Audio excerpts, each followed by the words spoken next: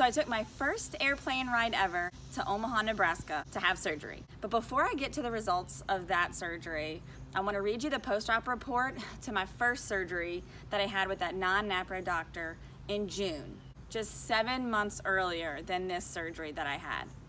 The post-operative diagnosis is that there was a 5-centimeter right ovarian endometrioma, which is what she had found on the ultrasound. It goes into a little bit more detail, and then it says no other areas of endometriosis noted in the pelvis. Remember that. Try to keep up, because this is going to get interesting.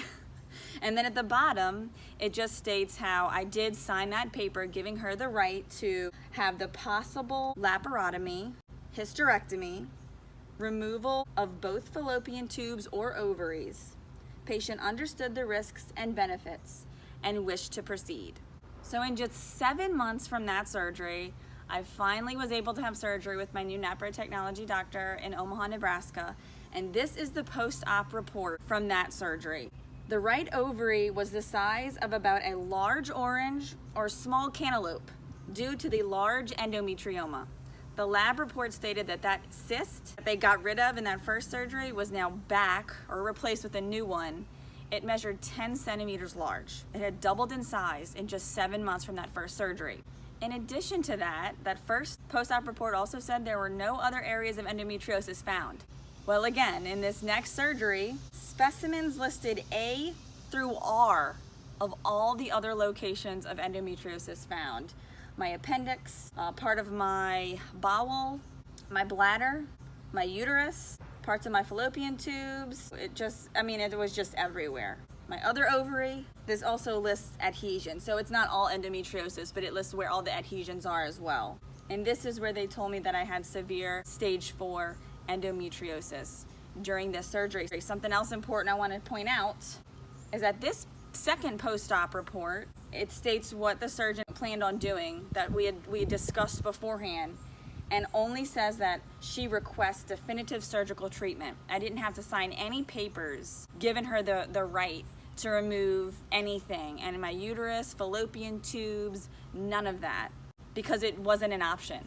Like, I knew going into this that my doctor wasn't even thinking about that. Like, her only goal was to get rid of the disease. Do you see the different mindset here? How the two different doctors, they both say they're doing the same surgery, which is a laparoscopy, but there's a little bit different mindset here, because one tells me ahead of time, if I decide it's too bad in there, I'm just gonna remove it. And the other one is saying, it doesn't matter how bad it is, I'm gonna do everything that I can to remove this and keep your important fertility organs.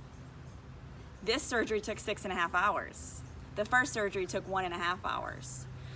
So this is some objective information to draw your own conclusions from.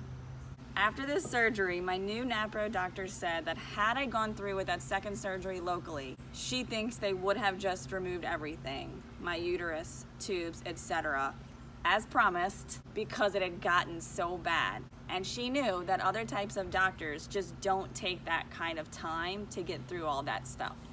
So I also want to add, I don't know whether it is that first surgery that I had, whether she didn't see all this, which she did warn me ahead of time she might not see it all, or if the techniques that she used made it get worse, which she actually, now that I think of it, it did warn me might happen. But either way, you can see the difference in the diagnostic abilities of the doctors to be able to identify the disease. And that's what all this extra years of research that Dr. Hildress has put into beyond mainstream gynecology, beyond that education that they get, that's what the research has gone into. He's created new devices to be able to find endometriosis in a more thorough way, and also the different paths that he takes to look all over the inside of a woman's body to be able to identify it. And then the ways of removing it are also more effective. Now, there are different levels of endometriosis. It's not a curable disease, so I'm not saying that he can get rid of it for everybody. Like, this is not a magical treatment, but it is research taken one step further, at least one step further. I mean, obviously there is a drastic difference beyond just regular OBGYN education.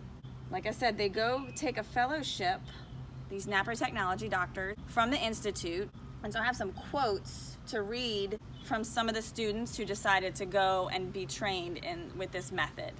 One area that I didn't get a lot of experience in residency was a really good diagnostic laparoscopy. So using the scope to look around the pelvis thoroughly, adequately, methodically for endometriosis or other abnormalities. We weren't taught that at all in residency. And learning how to properly treat endometriosis using a laser. Getting to learn from the master is great. He has pioneered a lot of amazing things. That's from Jillian Stalling.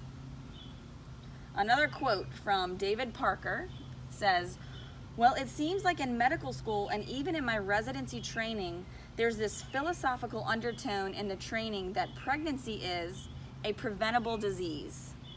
So it is with that kind of underlying attitude, there is not a lot of respect for the woman's fertility. It is sort of something that can be tossed aside." So these are people who have actually been in med school, had this one form of training, and kind of the mindset that they're describing that they're taught in med school. So again, like Dr. Caldwell mentioned in our last interview, it's not so much all these doctors, but how they're trained in med school is just limited. It's just very different.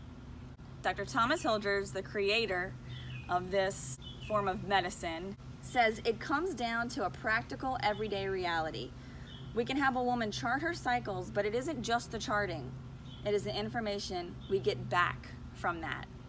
So yeah, I do often wonder, go back to that first gynecology visit that I had when I came in seeking some answers for the issues that I was having.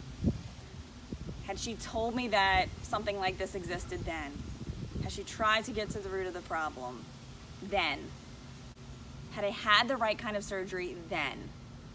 Would I be infertile today? Would have I experienced so many years of awful pain that just got worse and worse? Would my bleeding have gotten better sooner? I don't know. But that's why I'm here today, telling you about my experience so that we can reach women at younger ages to get them the help that they need. Now finally, this second surgery got me to a much better place, but it was not the end of my story, unfortunately, at that point. Although things did get a lot better, and I'm gonna explain that to y'all next time and talk to you about how I got to where I am today, finally, with a much better outlook. Share this with your friends or those you know that it would help. Subscribe to me on YouTube, follow me on Facebook and Instagram, and I look forward to telling y'all the rest of this story next time. Take care. Nah.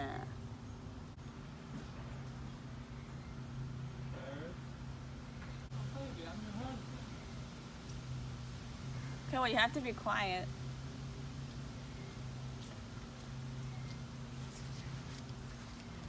Well, that plant looks like it's struggling. Why don't Laugh you get, at me. we gotta get the palm and all. It's beautiful. I get it What's next wrong time. with you? You got the dying plant, but not the pretty plants. I think it was beautiful.